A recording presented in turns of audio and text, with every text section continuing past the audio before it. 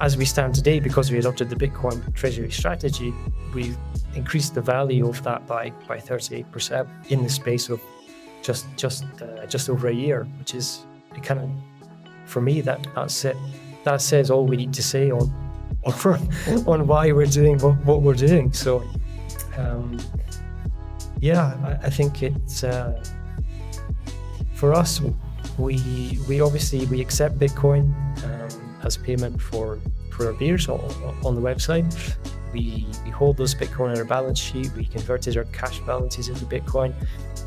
But the next stage, which we are kind of just about to embark on, is how do we accelerate the accumulation of Bitcoin on the balance sheet.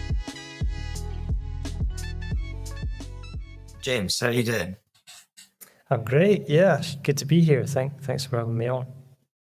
Yeah, likewise. This is this is a cool moment, and like for me, because we started speaking, I wanted to say a couple of weeks ago, but then it turns out that we'd actually met about 6 or 7 years ago for a pizza in Edinburgh. Certainly did. When I was working somewhere else. And and then it came about that I was scrolling through bitcointreasuries.net. I saw Brulo with the UK flag next to it. And I was like, who are they? So I clicked on it, did a bit of digging, and then I realized that, I actually know you. Small world. So, such a small world. But at that point, back then, neither of us, well, I don't know, were you into Bitcoin at that point? No, I was not. I was kind of blindly living in the fiat world, and I had no awareness of what was going on, and so that was kind of pre my awakening before Bitcoin.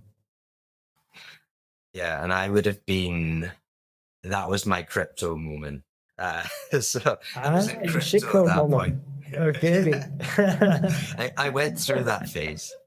Okay. So it's probably a good thing that the subject didn't come up over pizza. I would have steered you down the wrong path. Yeah, no, absolutely. But that time I was very much focused on building the business that I was working on, Beer 52, and all my time and energy was focused on that. I very much had the blinkers on, but so it was an incredible journey, and I'm happy to share a bit more about that. Yeah, let's get into it, because now you have built the world's first Bitcoin Treasury brewery, which is so nice to see, and that's in the UK as well. But yeah, let's dive into like your journey, your past. So can you take me back to like the beginning, and how you got into beer? Actually, let's just go there. Okay, cool. Let's do it. So it's a kind of funny story. I was going on a road trip with my dad on the back of his Harley Davidson. He had just sold his house and had a bit of cash, and I think probably going through a bit of a midlife crisis. So bought this Harley Davidson and wanted to go on this kind of once in a lifetime adventure, and invited me to hop on the back.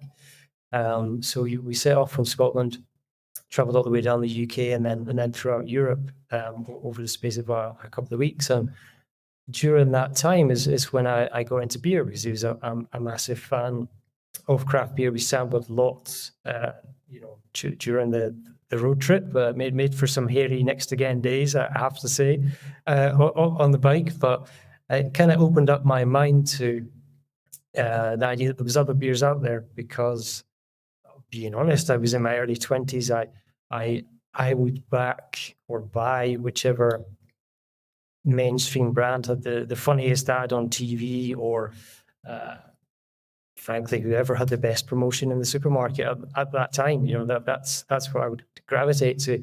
So it kind of opened up my mind that there's a whole bunch of these independent producers making something they really care about, really driving innovation in beer that I had no idea existed. So the thinking was that if you know if I don't know about this and that these beers exist, then there's probably a good chance that there's a ton of other people that don't either. So from that trip, the idea was born to set up a craft beer discovery club, subscription model. I guess similar to the likes of maybe a Naked Wines or a Hello Fresh kind of thing, where every month we would travel the world with a different selection of beers from that location. It could be France, could be Spain, Germany, the US, and then we would send that out to our subscribers as a little slice of what's going on in that place in terms of the beer and the culture. And then we produce some content with it every month, a little magazine. It told you the story behind the beer and the producers and kind of bring that to life. So you kind of get to travel the world in the form of beer coming through the post. So it was that's how I got started, and it was yes, it's been a hell of a journey. That was 2013, so the craft beer movement in the UK was just starting to happen, driven largely by the success of Brewdog, another Scottish company who got their beer into the supermarkets and made it kind of available to the mainstream customers, which is a really big deal at the time. In the US, it had been going on for maybe 10 years before then, so I think they took a lot of inspiration from the US. But yeah, we kind of got in at right at the right time.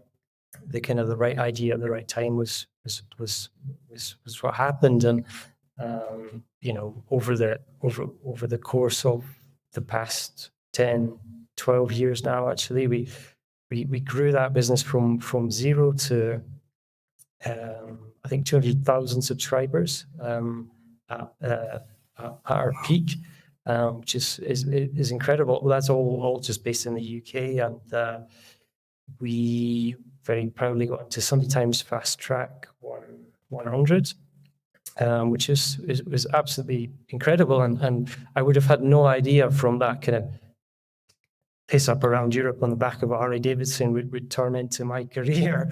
But that's the great thing about life, you never know what's coming next. That's such a good story. And then how did you? So if you were picking different beers through the subscription, like from different countries, were you going around and finding these beers initially? Or, yeah, were you traveling a lot and going to find what beers tasted good? Well, Jordan, it's probably less glamorous than it sounds. I wish that was the case. Probably in the later years, that is exactly what happened. Actually, once we kind of grew a team and built the business a bit, but in the early days, so I had a list of beers that I really loved from that trip that I thought could be a good fit to get us started, and that was the kind of foundations of it. But then after that, just a lot of research and contacting breweries, and they would send us samples from all around the world. Actually, to start this business, I joined a business accelerator called Entrepreneurial Spark, which is an incredible place to support entrepreneurs and help them grow and develop. And I remember we were getting so many samples of beers from all around the world. It actually became a problem in the office because the cupboards were just stacked with bottles of beer. Doesn't sound like a problem. It's very counterproductive, let's say, when you're trying to get started. Yeah, fair. No, it was good fun, and we would do little tasting sessions with other people there, and yeah, I also reached out to some, I guess, more experienced people in craft beer. You could say influencers, or they had authors, beer books, and things like that to help build some credibility and what we were doing, and also to educate myself, because I was brand new to this. I didn't really know anything about craft beer or a subscription model DTC business. but that's okay so long as you're willing to learn and learn fast and work hard. So um, yeah, that's what we did, and we launched. I think from idea to execution was very quick, like within the space of 3 months, something like that. I was fired up, and came back with a good tan and ready to go, and I was feeling it. So um, we launched in 2013, and initially, because I didn't have any capital to start this business, it was a shoestring affair, um, and so our options for marketing it were very limited. So the easiest win was a Groupon campaign. Groupon was like a big deal at that time. It was really, really huge. So the idea was we would put an initial box together, launch it on Groupon, and just see what happened really. And I was kind of blown away. I think within 3 days we sold or signed up 10,000 customers to the beer club, which I had not planned for at all. So it was a very hairy moment, flying by the seat of your pants. But that's entrepreneurship. I think that's the game, and you just go out there and build the plane as you're flying. I think is the phrase, and it was amazing. I was kind of really surprised, delighted, but um, pretty inexperienced, let's say, at this stage of the game. So we rushed around trying to source all the beers, trying to get everything in place, got the orders out, which was an achievement in of itself.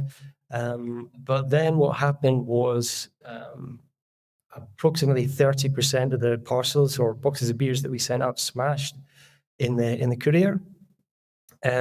Because I had been too gung ho and hadn't really tested the packaging at scale in a courier network.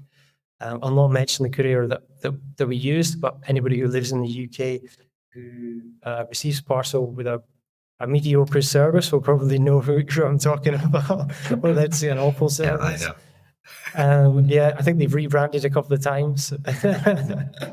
But so it went from kind of like the best, highest moment in my journey to pretty much the lowest within the space of a few days, because I had no money the business had no money to replace these damaged parcels, and we had to source the beer also. So it turned into an insane week of trying to raise capital, show the traction that we had, and source the beers, and also design new packaging to be able to make sure that what we sent out was actually delivered successfully this time. So it was probably one of the most intense kind of couple of weeks in my life, that whole period. But we got through it, and lots of lessons learned, and I'm very proud of what we built in the end. But no pain, no gain. That's the way it goes.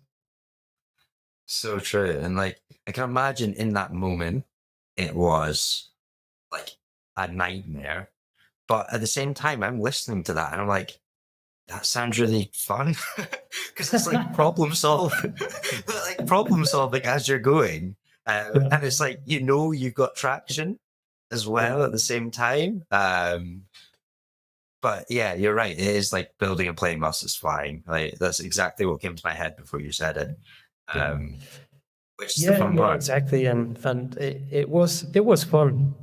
I wouldn't. Would I do it differently? I mean, I probably would if I could, but but we can't. It's the lessons learned, and in the end, it set us up for. It gave me thicker skin, and set us up for to build something really special, which we did.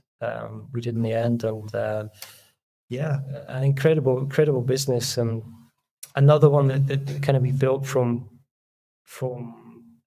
like limited capital, I suppose. It's not one of these plays where you go to PE and VCs and raise a bunch of money and have the luxury of kind of burning through that cash until you find a way to survive. It wasn't like that. We had to build a real business and survive from day one. So that mindset is something that stuck with me, and the very approach that I've had ever since, and including Brulo and my latest venture. So all good. Yeah, and like it's cool hearing the backstory because I know Beer 52 very well just from seeing it everywhere. And it's good to actually like hear the backstory to it. And but at what point did you know that you wanted to move on and start something new?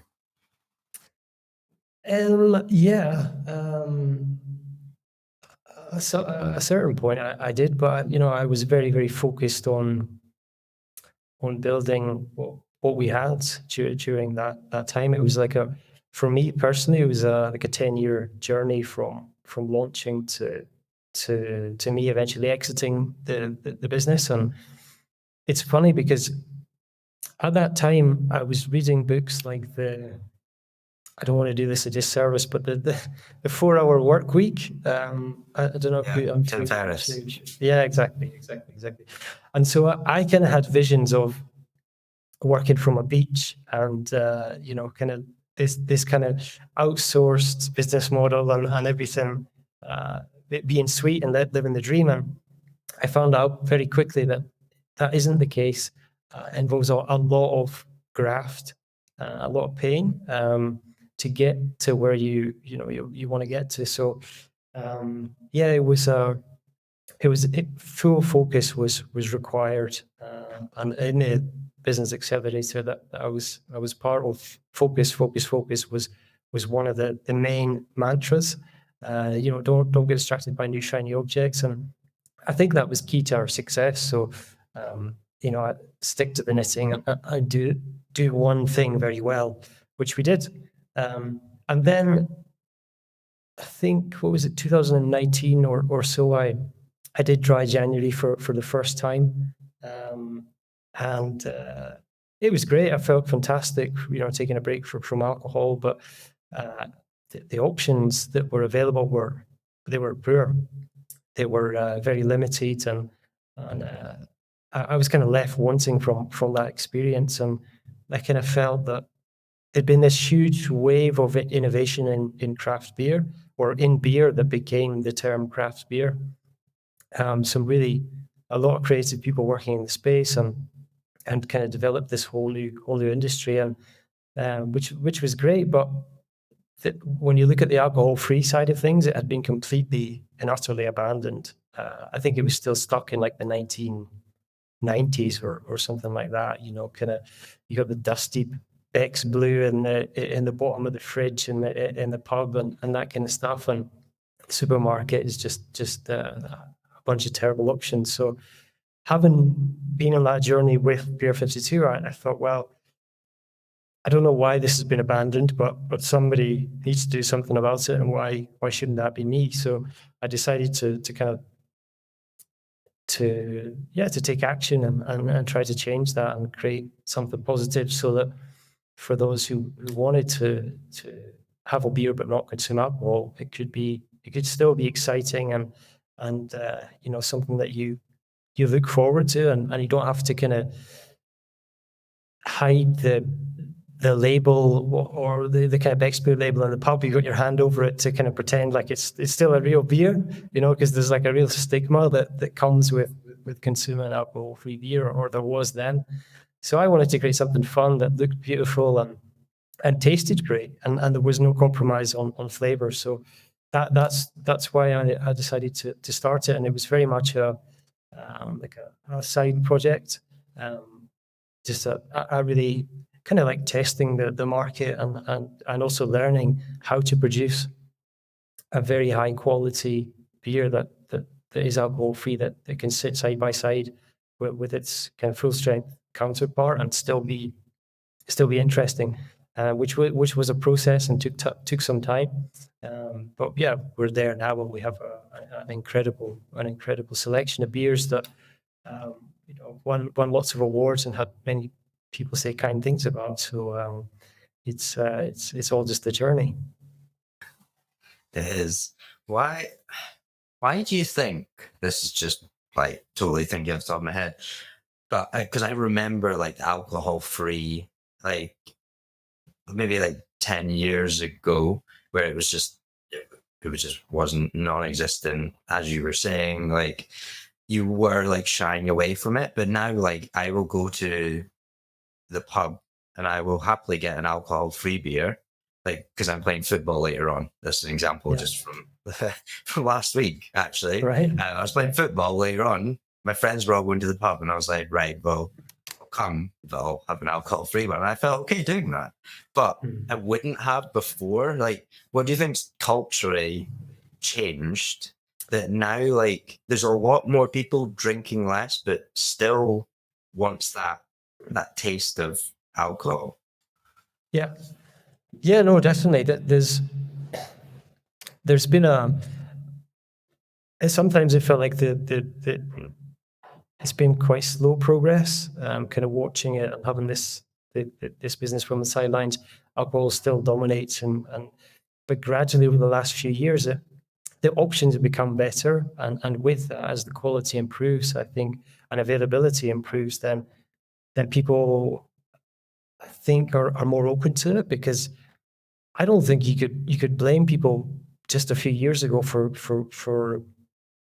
saying bad things about alcohol-free beer, or saying that it's what's the point of that, because it tasted terrible and that you'd be better, frankly, having a glass of water. I think probably better for you than that. But yeah, around the world, there's been a huge shift towards, yeah, people taking better care of themselves, and that, kind of around health and wellness, whether it's exercise, um,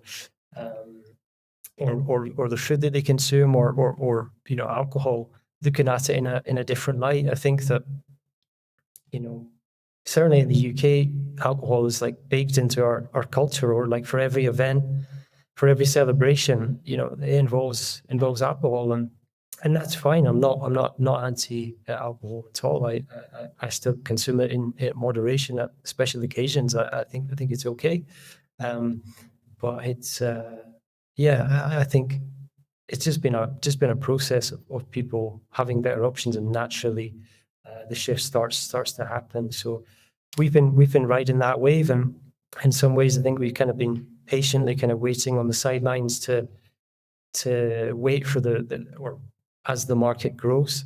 And although I'm not a fan of the kind of mainstream, let's say Heineken 0.0, for example, I think it's okay. It's better than it was back in the day with the other options. But the great thing about those guys is that they're seriously backing the 0.0 versions of the beer that we have. Guinness 0.0 is a fantastic option, as well, nowadays. And so we kind of want to ride that wave. These guys are spending huge amounts of money on marketing campaigns and sponsoring like all the major sport events with their 0.0 version. So that raises awareness, kind of rising tide floats many boats type thing. And I see it as a journey.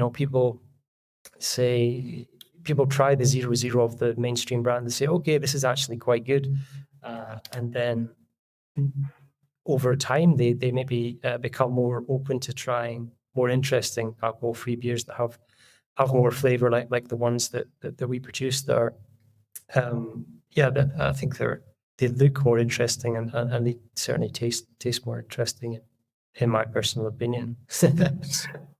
Yeah, no, they definitely look more interesting, and I cannot wait to try them. But where did going back to the look, like where Yeah, did tell me the story around the branding of it as well? Because like it's really eye catching, and like yeah, as soon as I went, so when I was on the Bitcoin Treasury's website and then I clicked on Brulo from there, it's like, oh wow, okay, this is a cool brand. Yeah, tell me the story behind that. yeah, yeah. I think that was a key part of what I was trying to achieve with this kind of, like I was saying earlier on. Alcohol free was kind of like embarrassing, or not something to be excited about, or celebrated. So for this to work, the beer needs to taste like a real beer, and be something that it's quite like moreish, or people are very happy to have 2 or 3 beers in a session, not just one, just to feel like they're not missing out, type of thing. But the the way that it looks and feels, if you look at traditional beer and then you compare it with craft beer is so much more creative and artistic in terms of the way that it's presented. So a key part was to make sure that that came over to what we were building, and so when I set out to achieve that, I contacted uh, one of the designers in the UK that I respected most, who was working for a craft brewery called North Brewing Co., based in Leeds. His name is James Ockleford. Very, very talented designer. He's had his work exhibited at the Tate Modern in London, and I thought I thought he could be the perfect fit. So kind of pitched the idea to him, and he was all in. He thought it was fantastic, and felt very similar in terms of the lack of innovation and interesting products available in that space. So he went away and came up with some ideas, and the one that we kind of resonate most with us is the current version that we have, where we have the eye on the front of the can, and that was actually inspired by Japanese poster design from the 1960s, of which he has many books, and is kind of like a big fan of that style. So at that time, I don't think kind of eyes on the front of cans of beer was really had been done. So in the spirit of doing things that haven't been done, we thought it was a good fit, and we wanted it to be colorful and exciting. And I think that's what we've achieved. We get a lot of nice comments from customers and uh, about the designs, and I think it should always be like that, or it needs to be like that for this to catch on and become a mainstream thing. It needs to be exciting and interesting, and yeah, that's how we approached it. Yeah, it's very much like I was just thinking in my own head, like around the different brands, not necessarily alcohol free or anything, but it's just like the almost like the feeling of the brand gives you at the same time. And like where my head's then going is like the Simon Sinek avenue of like start with why, and like getting people telling the story around the brand, making it different, and rather than just like the walk of we're doing alcohol free beer. But it's like there's that feeling, because I got that feeling when I went onto. I'm not just saying this because you're on. Yeah. Like I got Thank that you. feeling when I went onto your website, and it was like, wow, okay, this is cool, and like this is a brand that I want like to align with, and then we'll get to the other part of why I also want to, because Right. of the Bitcoin side of things. But the feeling that you get, I think, is really important. Yeah, no, I think you're absolutely on the money there. I think that is a key part to it. It's yeah, it's an interesting challenge. I think when you look at the traditionally, even the craft breweries like Brewdog, who had early versions of alcohol-free beer, they were, for example, it was called Nanny State, and I don't think that's a particularly kind of, it's not something that I want. It doesn't make me excited or make me want to buy that product, or kind of be proud to hold it and enjoy it. And then the other ones, they're always marked by like this blue kind of label, and then you know that it's the alcohol-free version as this kind of blue bit over it, and it all just seems a bit sad and kind of like apologetic, and not that exciting. So that is a big part of what we try to achieve. And you'll see on our cans, they look pretty much exactly like an old can of regular beer. It doesn't have a big blue bit on it, or a big huge bit of text that says, "Oh, alcohol free" or "non-alcoholic" or anything like that. It's design led first, and it should look and feel great first on the shelf, and then when people taste it, they are more often than not pleasantly surprised. And how many countries are you in now? Do you distribute or export to now? Because yeah, it As feels like of you've had now, quite the growth.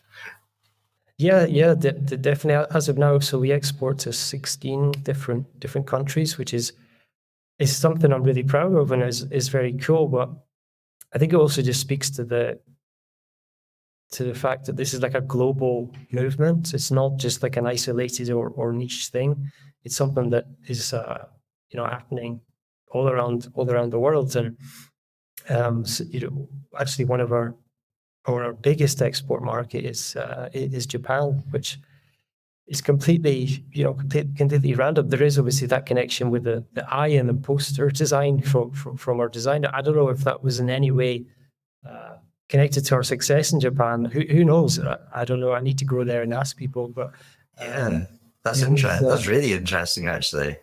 yeah, it's really really cool, and it's it's just yeah, it's funny. I think that a lot of in fact, all of the export markets that we operate in, they've come about through people approaching us. So I'm not giving it the hard sell, trying to pitch to people and kind of convince people something that they don't want. It's very much been kind of pushing at an open door, which is exciting and yeah, I think a positive sign of where things are headed. So, other than that, we're also very successful in France, who obviously they have a great culture of high quality food and drink, and the alcohol free things really catching on there. And we have the beer available in some chains there in France, and yeah, it's a global thing, and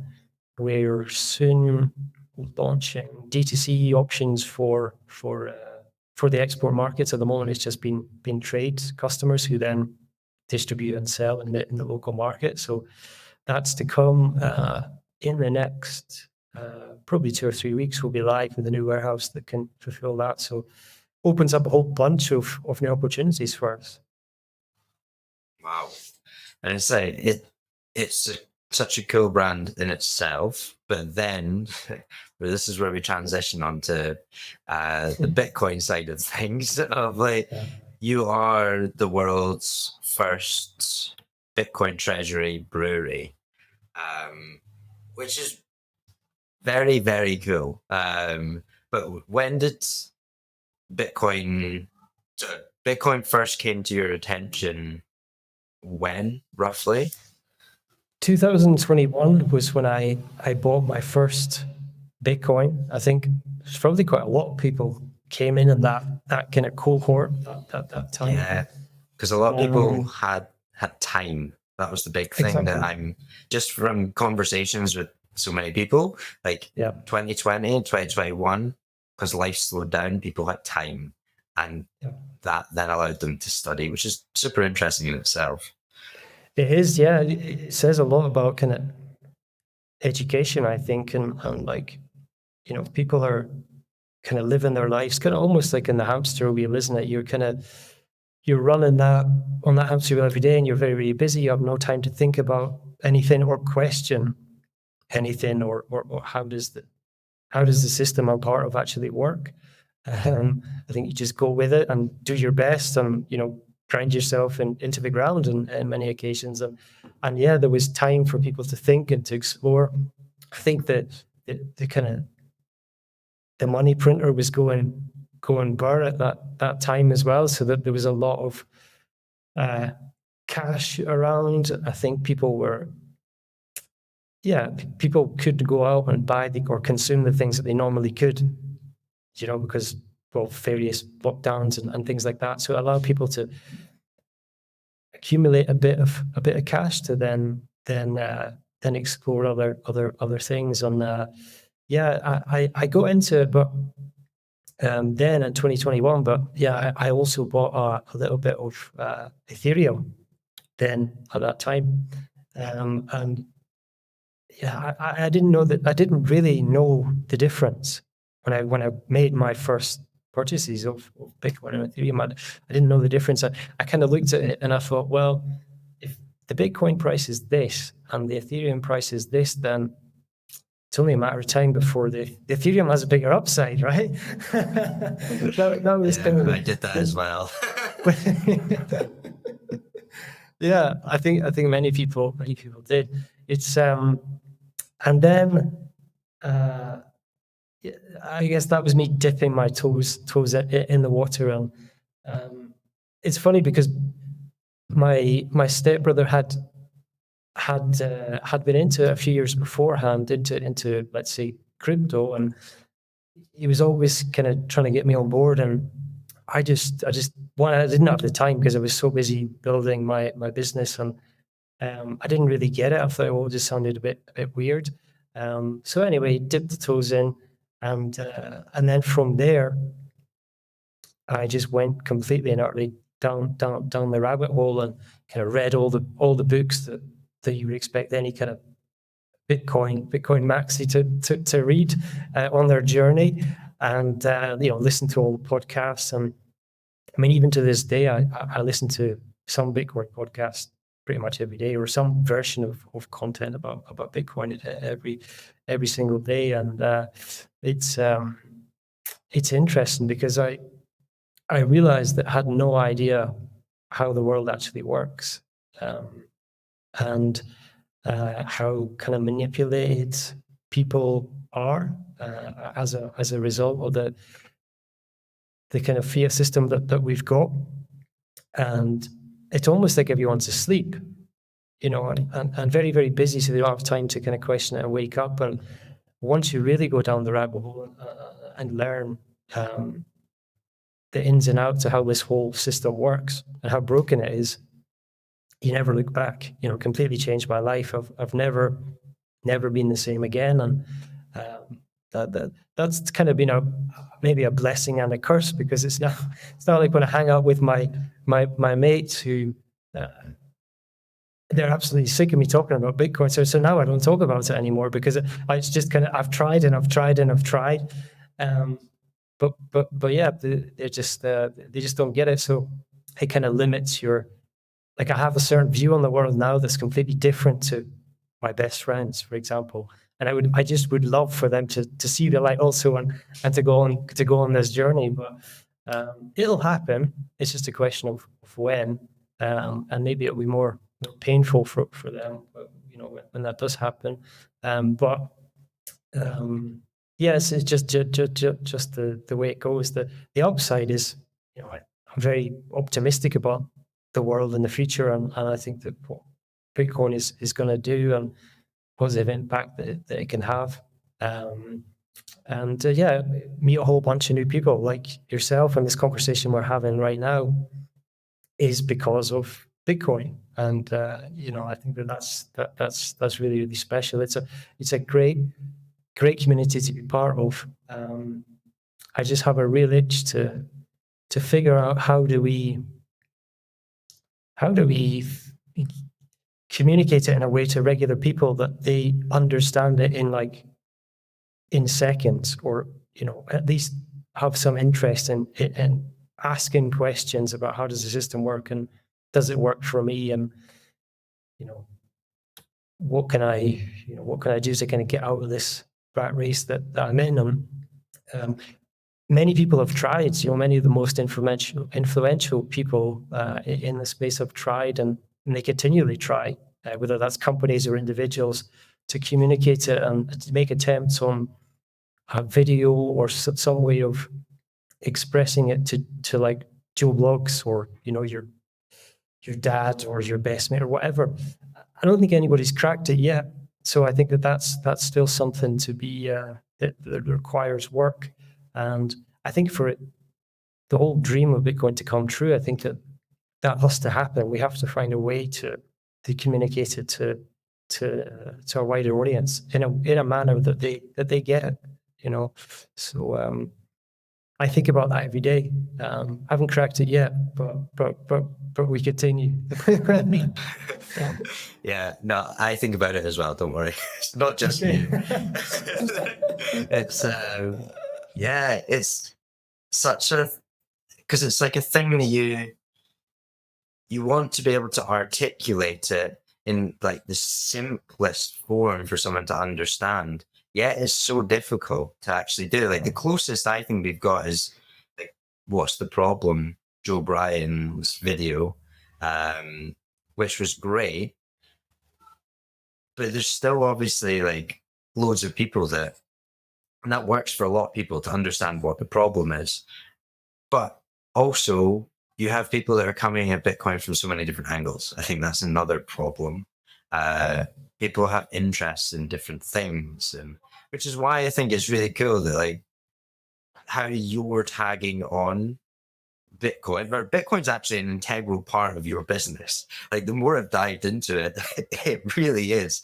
We're going to get onto your Bitcoin beer in a sec because that was very cool. But like the fact that someone could then go onto your website and they're a beer lover and alcohol free, they're getting into that, let's just say, and they scroll down the page and like halfway down, you've got Bitcoin there. And like that's sorts of things like really help normalize it. And I think things like that really help with the adoption of it, of brands that people like, brands that people trust, actually turning their attention to Bitcoin and saying, yeah, we believe in this thing, because a lot of people don't, unfortunately, a lot of people don't want to put in the work and they will then trust. For example, using the BlackRock ETF that came in January 2024. BlackRock's viewed as a trusted institution by many. And because they got into it, lots of other people started getting into it because they were like, oh, well, they must have done their due diligence and this, that, and the other. So, yeah, the way that I kind of see it is like, again, it's a journey, it's an evolution. And like, I feel like we are very lucky to be living through this time, this evolution, and actually helping, doing our part to help this thing go mainstream. Yeah, I think you're absolutely right. Finding ways to integrate it into people's lives, almost like in a softer way, rather than kind of full on. The system is rigged and your opponent in the system type speech, because nobody wants to hear that. You know, that doesn't work. Right? No, it just doesn't work. So, I think companies creating products that people have in their daily lives and consume, and having these kind of soft touch points and exposure to almost normalize it is really, really important. And it was so we launched our Bitcoin Treasury strategy in April last year, and it was a one that I'd been considering for a while, because obviously I've been personally invested in Bitcoin, going down the rabbit hole, big time, and kind of fully orange pill, let's say. But when it came to kind of incorporating it into my business, I was unsure if it would kind of have a negative impact, because people are still very skeptical. If you're talking about like your average person in the street, if you were to ask them, I think a lot of people would say, yeah, I've heard of it, it's a scam type thing still, which is unfortunate. But I decided that if this thing is going to change, and if we're going to be able to change people's perception, from that statement I just said into something positive, we have to contribute. We have to do something about it. I want to do something about it. So I decided to take the plunge, and then we converted our cash reserves into Bitcoin. It's been a very positive start. We're kind of up 38% on the Bitcoin that we acquired, which is great. But I don't look at this as like that's been like a year and a bit or so. This is a much longer term thing. But yeah, I feel like it was a bit of a gamble, but it's started to pay off, and just probably in the last few months, you started to be a bit more vocal about it, which is probably why how you ended up discovering us on Bitcoin Treasuries.net, because we decided to make that public and kind of go all in on it, and not, it shouldn't be something that we are like doing in secret or, you know, kind of ashamed of or worried about. So the response has been really, really positive. But it's interesting, just today, this morning, I received an email from one of our best customers, very, very loyal customer of Brulo. He didn't even write the email. He just wrote in the subject line of his email, "What the hell is a Bitcoin Treasury brewery? I don't want anything to do with Bitcoin. It's a scam." And I was like, "Okay, great. This sounds like a challenge." So, it's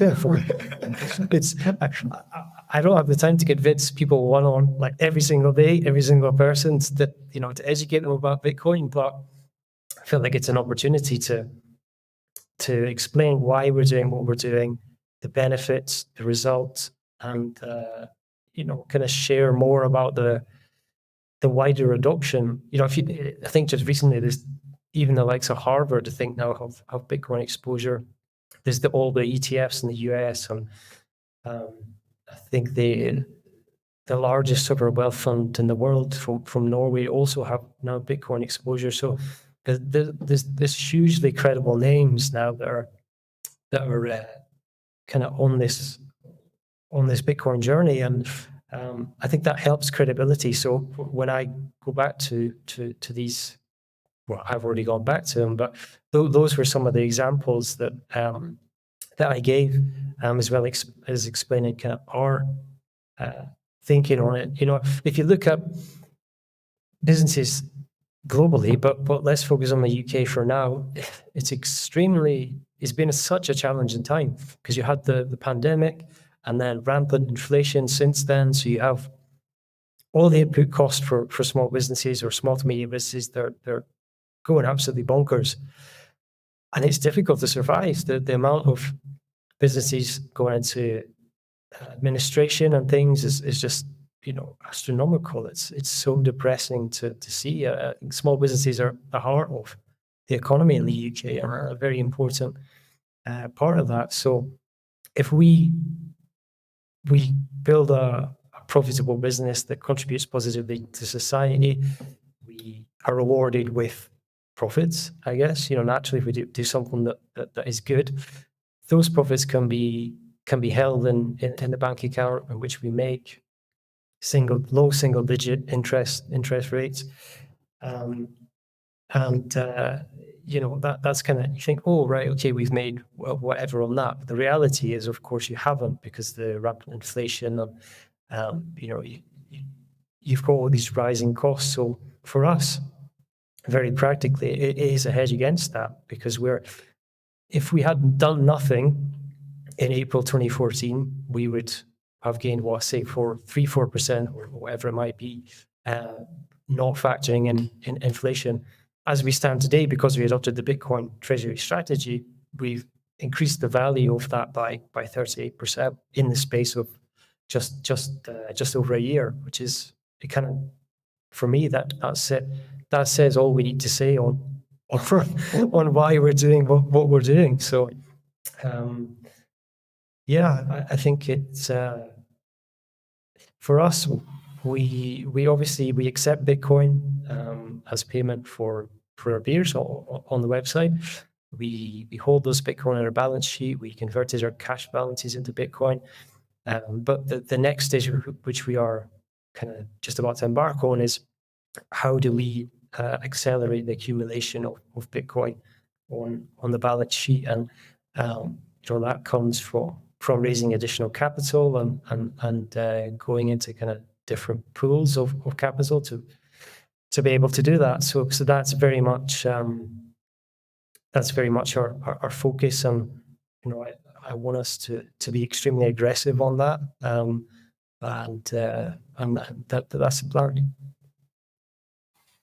It's really, really cool, and it's good to see that you're raising more capital currently. Correct? Is that right? I saw that you put something out on, is it Crowdcube? Yeah, absolutely. Yeah, we're doing a crowdcube campaign, which is open for early access now on the crowdcube website. Um, and the reason for doing that is, well, one of the reasons for doing that is that we want to really, we have a really engaged base of customers, super loyal customers. I think like net promoter score is 79, which is goes into like the world class category. So that says a lot about what we're doing, and that our best marketing channel is advocate or customer referrals, advocates. So people really love what we do, and so I wanted to give them the opportunity to come on board and own part of the business, which is why we decided to do a crowdcube or crowdfunding rather than kind of raising capital privately.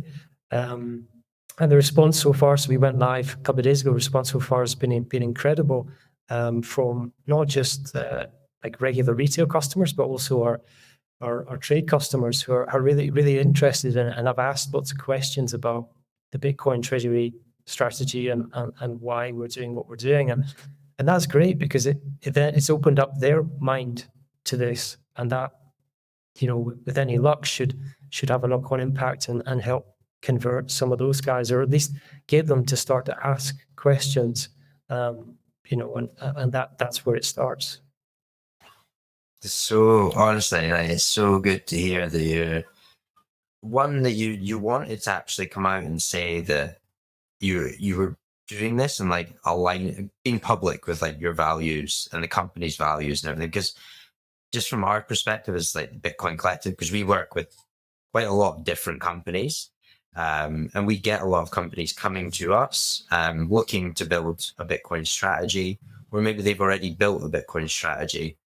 And the amount of companies that just haven't wanted to go public with it, that they're buying Bitcoin, that like there's a lot, like I want to say a lot, they're coming to us and saying that. But there is a shift that we're kind of seeing where the more people like yourselves that talk about it and are willing to put it out there that this is what we're doing, we believe in this thing, which the sensible thing of the, but just not everyone understands it yet. Yeah. You're right. It's such a place for education, because then you can educate your customers, which are not necessarily into Bitcoin, but they'll find it very intriguing. Yeah, exactly. In a way, it's kind of good to hear that there's other businesses that are maybe kind of still in the shadows a bit that have adopted this Bitcoin Treasury play, and I think there's different degrees of it, isn't there? There's like there's the kind of hedge against inflation type play, or kind of convert the profits or the cash reserves that the business has into Bitcoin and kind of go with that, and not be too wild and go to want to raise significant amount of money to accumulate aggressively. And I think that is great, and it should be championed. The kind of more, let's say, kind of mom and dad type businesses doing this approach. I think it doesn't always need to be the biggest amount of Bitcoin being accumulated in the world. I think that the change will happen by, on a smaller scale, but many of those businesses. And yeah, it really is putting your neck on the line. It still feels like that a bit, in terms of kind of announcing to the public that this is what you're up to, because there's a risk that somehow people think, oh my God, this business is now like some scary thing that I don't want to be part of or associated with. But yeah, it'll happen. It's a process, and I have no regrets about kind of being more public and open about what we're doing. And we're just working on some new packaging at the moment, and on that packaging we're featuring kind of Bitcoin messaging, kind of on the boxes and things like that, and just all these little small touch points. I think are important kind of help normalize it. And for those that come on board in our CrowdCube round, they are investing in us because they love what we do. They believe in the business. They may not know anything about Bitcoin and probably would not be willing to kind of dive into it at this point, but kind of by virtue of investing in us and believing in what we do, they will now have Bitcoin exposure. And that's amazing. That's incredible. And that's how it starts. And as soon as we continue as we continue to report the positive story on our Bitcoin journey as a company, they'll think maybe I should personally get into this as well. That's the hope. Yeah, it's such a great way to educate people. It's like slowly, because a lot of people need it to be slow. I've tried going, well, I think as Bitcoiners, when you very first figure out what Bitcoin is, you want to tell everyone and anyone, and you just go in really hot. And it just backfires. It's so true. Yeah. It's kind of it's like this thing, and you just want all the people that you love and care about to also know this thing, because it's going to benefit them and help them live a better life. But made the very same mistakes as you, and you can't go in hot. People don't want to hear it, and I think there's also people don't want to hear that they're wrong, or kind of like don't want to be told that the way that they live their life is wrong, or the way that they think is wrong. Nobody wants to hear that. I think it needs to be presented in a different way. So that has become a key part of what we're doing, and I'm very, very optimistic. I don't think it's going to be an overnight thing. It's going to take time, but from a kind of political perspective as well, it's taking time. I think in the US recently, the changes that have happened there are incredible. It could have really gone completely in the other direction, but it didn't. And then I guess the expectation or hope on that from that is that then spreads to other countries who kind of tend to follow what happens in the US then happens in other countries around the world. So I think change like that happening in the UK is much needed, and that's why I'm a big fan and a believer in what you guys are doing at the Bitcoin Collective. And I'm sure there's lots of other stuff that you're working on that isn't public at the moment, but it's I think it's much needed, and it's just going to take some time. And I do look over the pond, and I'm kind of slightly envious. I wish that we could have moved at that pace, but we'll get there. And it's just going to take craft and dedication. And those are things that I know that you're not scared of, and neither am I. Yeah, and honestly, it made me so happy to know that you were a Bitcoiner, and because we need more entrepreneurs that understand this, that build valuable things in life, that then you can just tag on Bitcoin to it. I'm more of I've got a Bitcoin business, and just core, that's what we do. But there's such value in the businesses that we work with. They're just normal operating businesses, but then they've got that Bitcoin element to them. And that's exactly what Brulo is, and it's just such a cool brand. Your story as well behind it. It makes me very, very happy that you're part of the Bitcoin. I figured out that you're part of the Bitcoin community as well. It was a wonderful surprise, and I think there's been a few more of them have come since we kind of reconnected. You've then reconnected me with other people that I had known or not spoken to for many years, and guess what? They're a Bitcoin magazine now.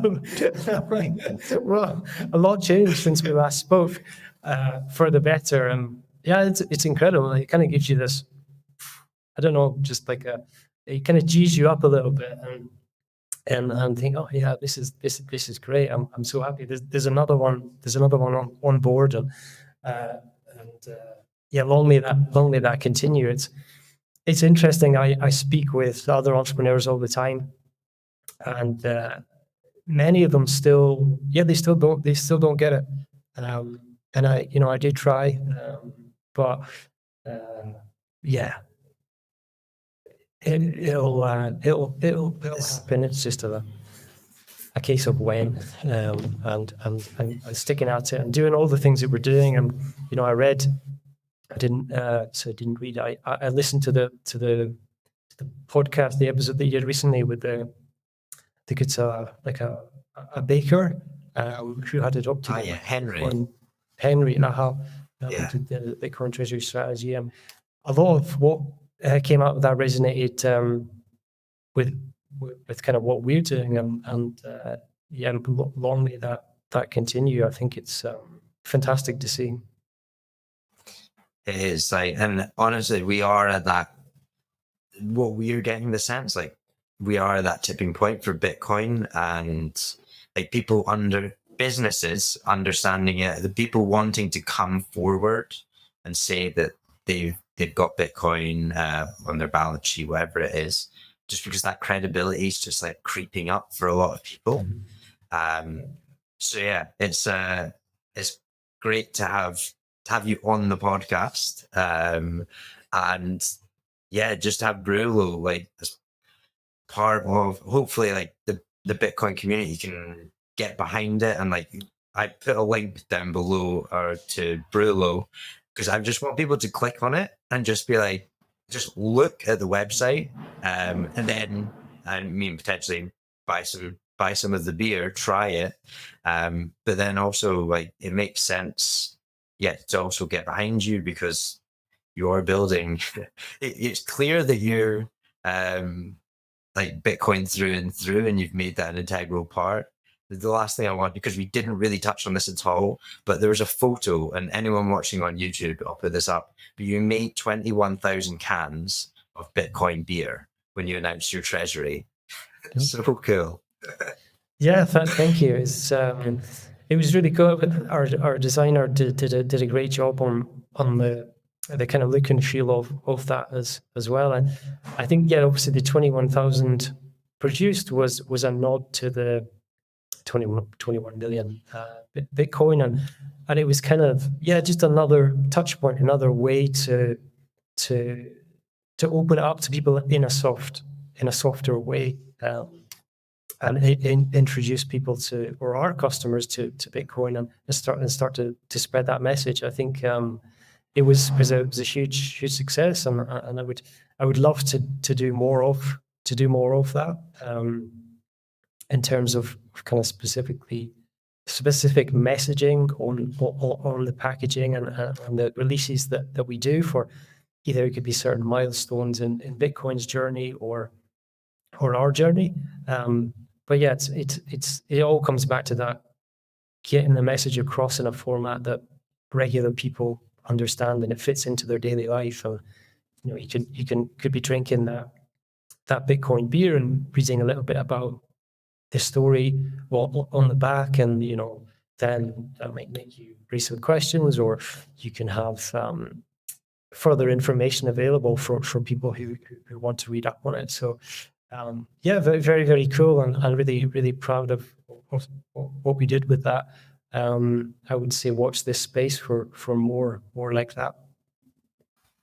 Amazing. Yeah. And yeah, I think people will be seeing a lot more of people listening to this, and like in the Bitcoin community will be seeing a lot more of Brulo about, which is great. So yeah, thank you honestly so much for coming on. To anyone that was like, wow, I want to get behind this, then I will also put the link down to the Crowdcube, so people can just go and check out that as well. But yeah, it was so good having you on, and you will be on hopefully again very soon. Absolutely, yeah, it's been a pleasure. Thanks for having us on. And yeah, definitely, lots more to come from our side in terms of the the Bitcoin story. So yeah, look forward to coming back and giving you an update on what we've achieved. Awesome. Thank you. All right.